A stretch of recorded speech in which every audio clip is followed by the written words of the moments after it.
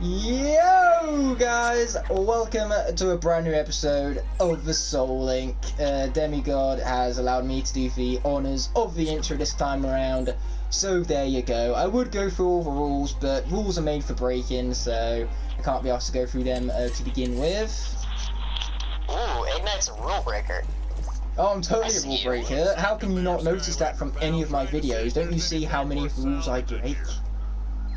I mean, obviously. You use power-ups during your locks like a coward. I'm pretty sure I got the power-up idea from you, just saying. No, you've been doing the locks longer than me. Hey, I just need to shift the blame and hope that someone falls for it. Shh. Okay, I see you. Why is this dialogue so long? I don't know, I can't skip the cutscene! Okay, so in the Swap Force speedrun, whenever you do it off a new profile, no joke, about 50% of the run are these gosh darn dialogue sequences. Damn, that's a lot. And that's funny because out of all the Skylanders games, this is the game that I've speedrun the most, so I would know, just saying. Yeah. I mean, I've only completed this once. I did, I finished my practice run finally last night, so.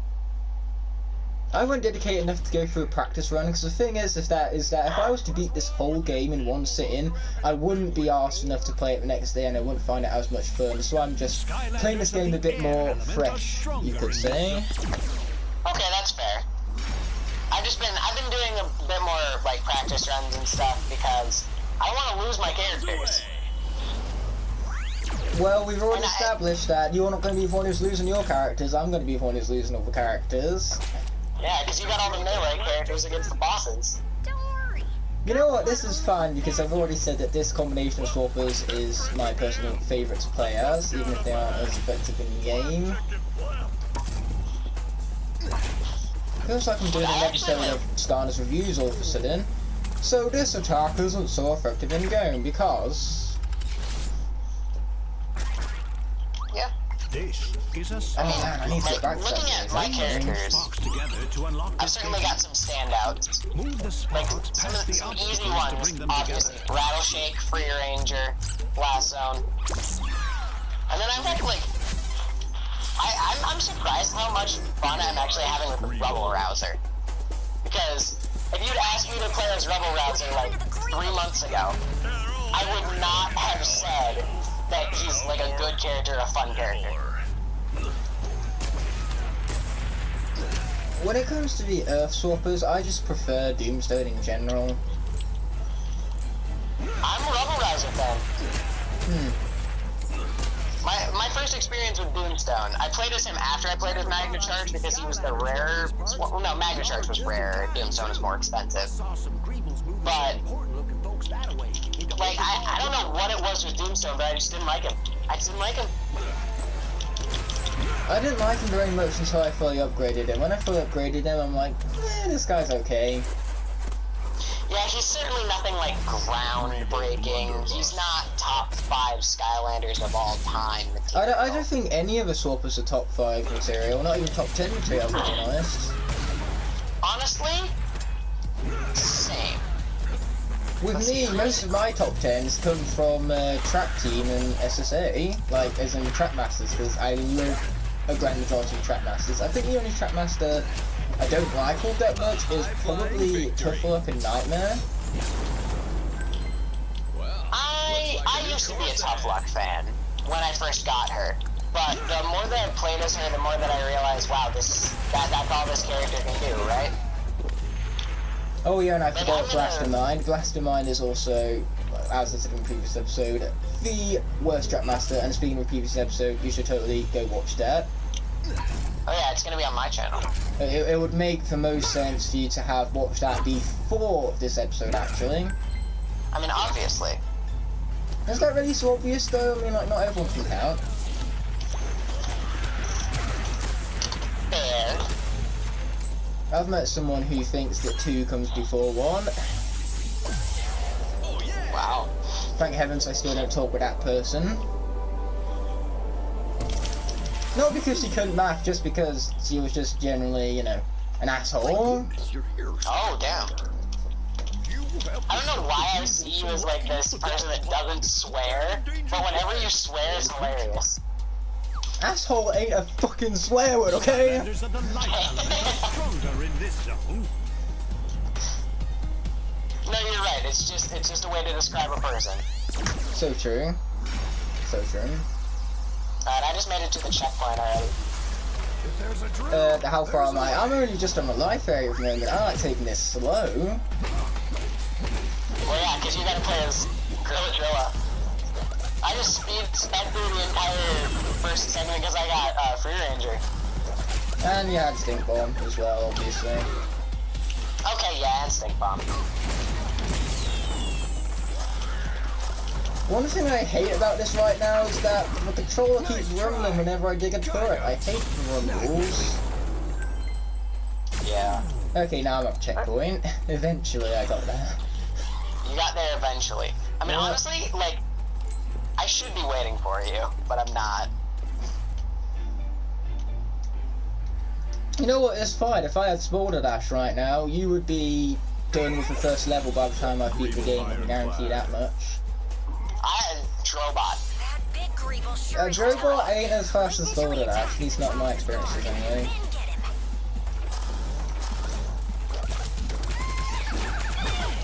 Mostly because Smolder Dash has more controls than Drobot, because Drobot, his turning speed significantly decreases whenever you have afterburners on. Okay, you know what? That's fair. But Smolder Dash's dash isn't that good. Her dash is great, the only problem is that, you know, it doesn't last forever and then you've got to wait for it to recharge once it runs out. That's the only bad thing about it. Because normally, I don't even press the jump button in a speedrun, I just dash over the platforms. I didn't know you could do that. Yeah, you just dash over platforms. Night Shift is actually like the easiest character to do that with because of course he has the teleport ability. And that gives you a lot of feedback as to, you know, where you're actually moving and how easy it is to actually know that you're actually moving across the platforms and not about to fall down one of them. Okay, yeah, I guess I can see that. Because that's the thing, people misunderestimate in a 3D platformer how important shadows actually are.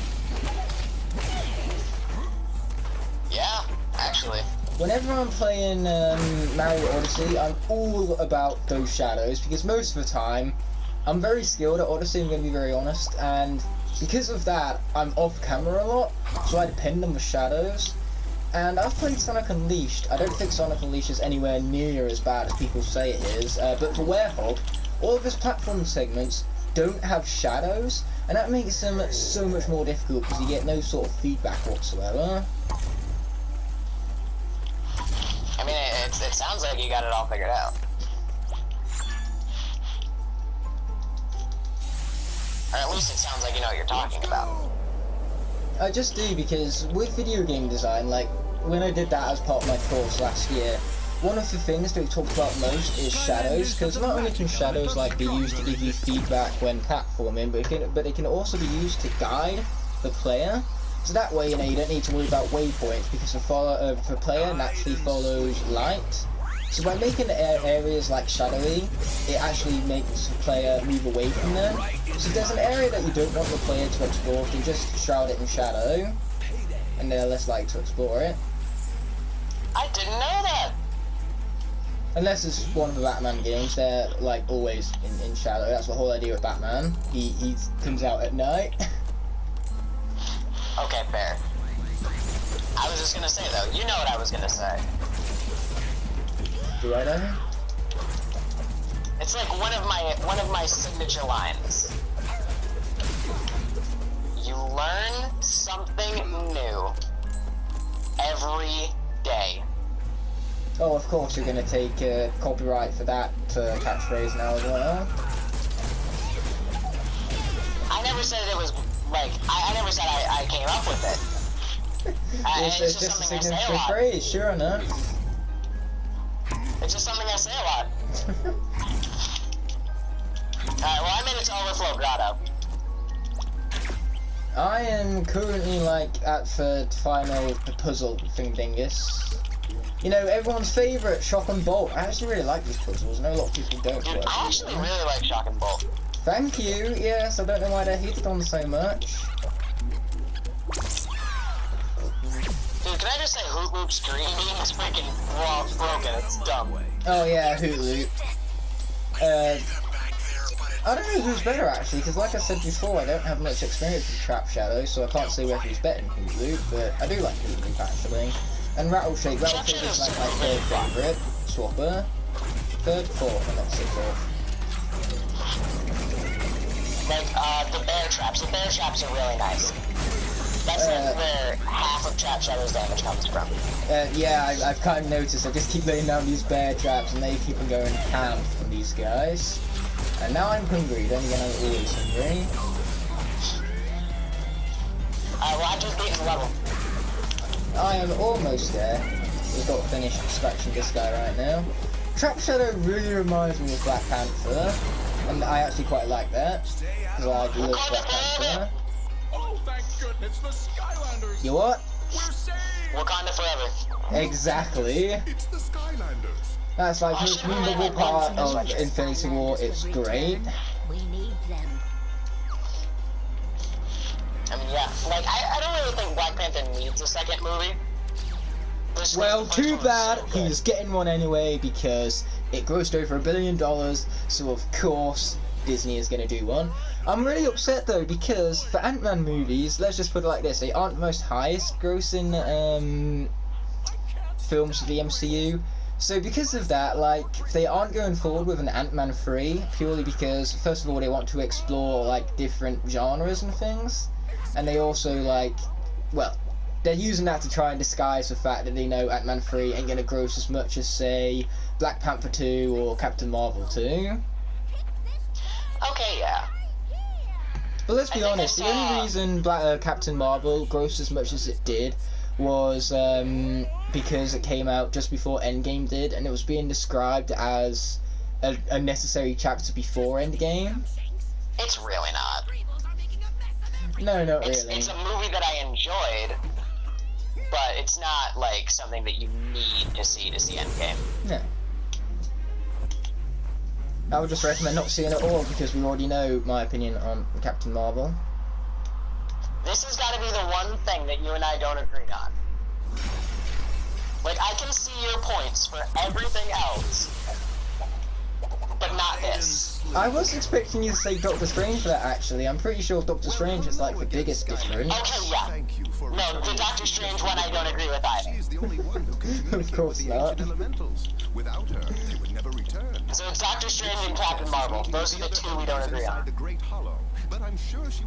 What's funny though is that I'm still seriously looking forward to Doctor Strange 2, just because the main reason I don't like Doctor Strange is because Doctor Strange in the first 2/3 of the film is an absolute asshole, and I hate that. But he's continued to develop over the MCU, so now for the developed version of Doctor Strange, aka the version we're gonna get in Doctor Strange 2, I like that character a whole lot more. I mean, yeah, like, okay, yes, he's absolutely an asshole the first 2/3 of the film. But hey, like, once he gets that development, he's a very good character. Exactly, yeah. That's why I love him in Infinity War so much. I love the back and forth he has with Iron Man in Infinity War. There's a lot of snark between them. Exactly. We need shelves for the merchandise.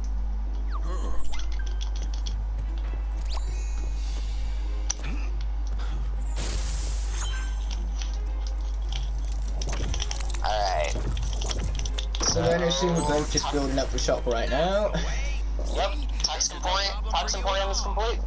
I'm on number 1 of 3, mostly because of the dialogue. Everyone's favourite, dialogue. Gotta love that dialogue, man. I'm so tempted right now to just swap out and give Trap Shadow for Charge Bottom half, because then I'd have so much more speed. Unfortunate that you can't do that, man. Yeah, but I did say at the beginning of the episode that I'm all about that rule breaking life, so... Ooh, dude, you break those rules then. I know I can't see your screen, so... You can't see my screen yet. You will know in post, however. I will know in post, because I'm the editor. Yep. Hey, that's fine. That takes a lot of the stress off my shoulders, because at the moment I'm editing a huge project, which has took me so far 3 weeks to edit. I recorded it. Well, I started the editing over 3 weeks ago, but I actually got the final clips recorded about. It wasn't last Sunday. It was the Sunday before that. So 2 weeks ago. That's a huge project if it's taking that long. It's over 2 hours long. It's the finale for the hunting series. Wow. Go on, take it. I accidentally talked to the Yeti counselor when I was going up to this treasure chest because I'm magic and it's magic. Sapphires Oh, I are like see. a free discount. The more of them you collect, the less you'll pay for both upgrades and items. And what's funny is that I have to have the game on mute right now, otherwise it would echo in the mic, and it's just so funny having all of these dialogues being said and me not having any sort of like Skylander, you saving the audio chief is a feedback from big it. deal. I don't know how many people would have done that free of charge.